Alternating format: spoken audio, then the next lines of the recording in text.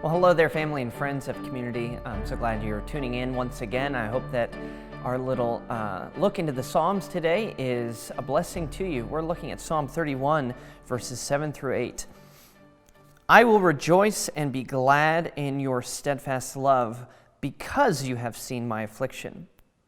You have known the distress of my soul, and you have not delivered me into the hand of the enemy. You have set my feet in a broad place. As Christians, we know that we are to rejoice in the Lord, and the reasons for why are countless. But here we're explicitly given one of the reasons why we're to rejoice and be glad in God. And it says that we rejoice in God because He has seen our affliction. And seeing our affliction in this sense means that God knows about it and that He understands it. He knows what we're going through. That's what the very next verse says, isn't it? It says, you have known the distress of my soul. And this is a true statement because of Jesus Christ.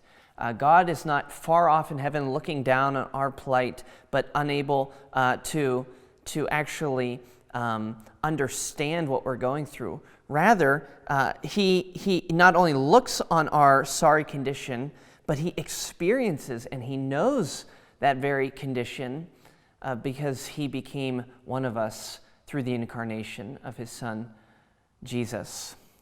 And so knowing the distress of our soul, what does He do? What does this psalm tell us? It says that knowing our distress, He has mercy on us. It says, you have not delivered me into the hand of the enemy. Even though we're beset by sin of all kinds and troubles of all kinds, these are the distresses of our soul, these things that taint us before God. Even so, when He looks upon us, He doesn't disown us, He doesn't cast us off and give us over into the hands of our greatest enemy, Satan, although He would be just to do so.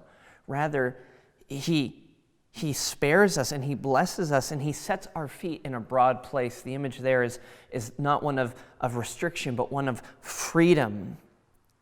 And because this is the way that God works, we rejoice. We know that no matter how dire our situation may be, somehow God will bring us out of it and set us into a place of freedom and liberty. And so we can rejoice and praise God, knowing that His love is meeting us in our distress, no matter what that distress may be. And so Jesus Himself even quotes from this very psalm, verse 5, when He's hanging on the cross, something that could seem from every conceivable angle to only be evil. And yet He recognizes the truth of this psalm, that God is not going to deliver Him completely to the hands of His enemy, but again He will rise up and He will be set in a broad place.